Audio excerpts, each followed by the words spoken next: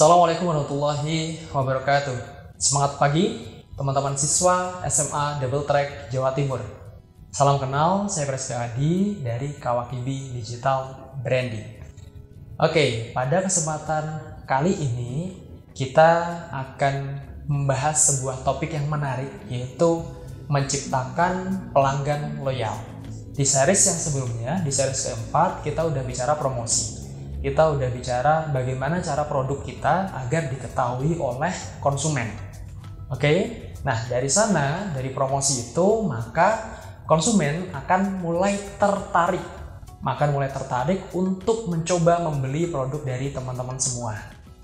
Oke ya, ketika saat kalian udah promosi, mereka mulai tertarik membeli produk yang kalian tawarkan. Nah, dari situ adalah kunci. Ini adalah titik kunci di mana pelanggan itu akan menjadi pelanggan yang loyal atau pelanggan yang akan berpindah ke lain hati. Pelanggan yang loyal atau pelanggan itu akan berpindah ke lain hati. Jadi dari sini akan sangat menentukan bagaimana kelanjutan bisnis dari teman-teman semua. Oke, kita misalkan sebuah ilustrasi kembali lagi ke cookies atau kue. Jadi misalnya kalian udah punya cookies, kalian promosikan, kemudian konsumen itu tertarik, gitu ya. Konsumen itu kepo, tertarik, ingin mencoba, dan akhirnya mereka membeli dari kalian. Di sini ada teori tentang bagaimana saluran distribusi atau bagaimana kalian menjual produk kalian semua, gitu. Ketika cookies misalnya bisa punya outlet sendiri, bisa punya atau nitip di tempat lain, konsinyasi, bisa juga kita melakukan penjualan online dan lain sebagainya. Itu adalah saluran distribusi. Maka dari itu, ketika kalian udah punya produk keren, udah punya promosi, saluran distribusinya tolong untuk diperhatikan. Oke ya. Nah, kita kembali lagi. Jadi misalnya ada seseorang yang sudah ingin membeli produk cookies itu. Mereka mencoba untuk pertama kali cookiesnya. Dalam gigitan pertama, mereka akan muncul sebuah persepsi. Oh, ternyata cookiesnya enak. Oh, ternyata cookiesnya renyah.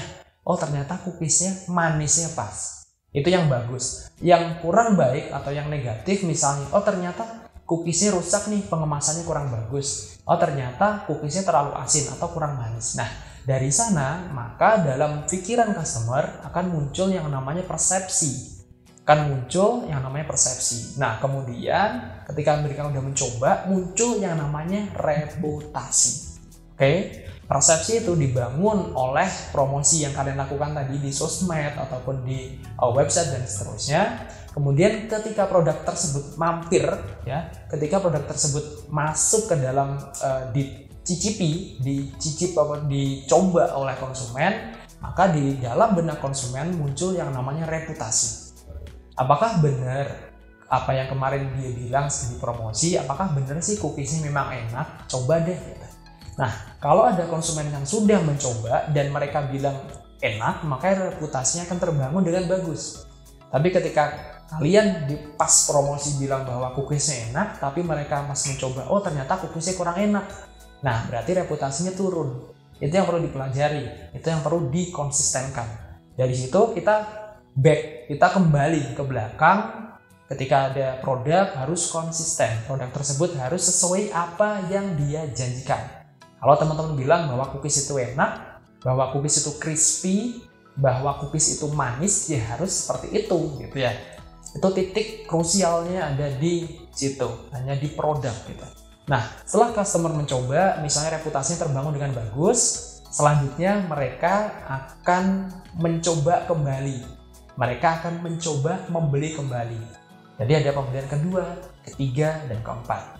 Nah, dari situ bisa kita bilang bahwa customer ini sudah mulai loyal terhadap produk kita. Karena setelah pembelian pertama, mereka melakukan pembelian yang berikutnya. Berarti mereka sudah loyal atau sudah puas dengan produk kita dan mereka akan membeli lagi. Nah, setelah itu maka bisa jadi customer tersebut atau konsumen tersebut merekomendasikan produk punya teman-teman, produk cookies tadi kepada orang lain. Nah, di sini fungsi rekomendasi bekerja, fungsi rekomendasi berjalan. Bahwa ada suatu paradigma ketika kita membeli sebuah barang, saya biasanya lebih percaya, atau kita lebih percaya apa kata orang daripada apa yang kalian katakan. Kita lebih percaya apa kata orang yang sudah mencoba dibandingkan dengan teman-teman penjual yang bilang macam-macam kepada saya kayak gitu. Jadi kita lebih percaya rekomendasi orang dibandingkan dengan apa yang penjual katakan.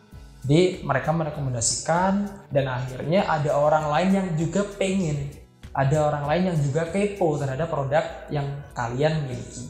Mereka akan mencoba membeli, dan ketika sesuai dengan ekspektasi, ternyata cookiesnya enak nih, ternyata cookiesnya enak. Nah, otomatis di sana reputasinya kembali terbangun.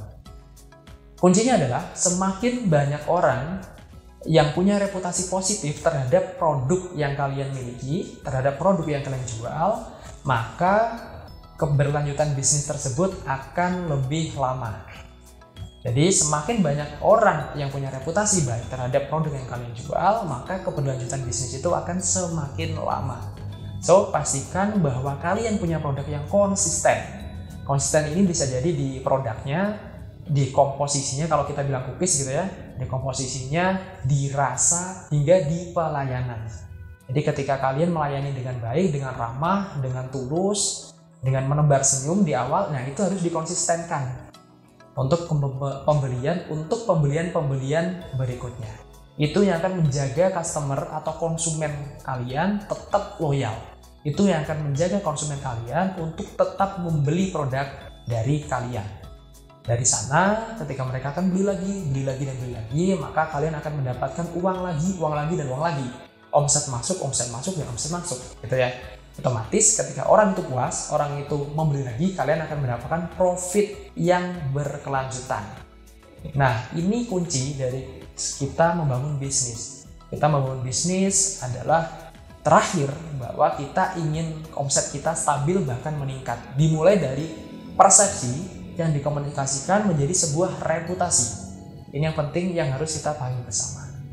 Oke, teman-teman. Semoga bisa dipahami bersama-sama. Kalaupun nanti belum paham, kita bisa back ke seri 1 hingga ke seri 5. Dari sana kalian akan banyak belajar, insya Allah akan banyak belajar, dan bisa kalian aplikasikan dalam berbisnis dimulai dari SMA.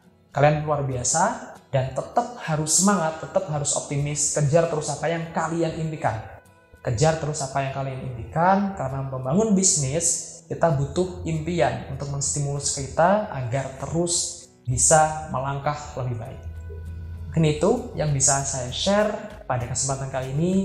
Doa terbaik untuk kalian semua dimanapun berada. Terima kasih sudah menyimak video ini dari seri 1 sampai seri 5. Semoga bermanfaat untuk kalian semua.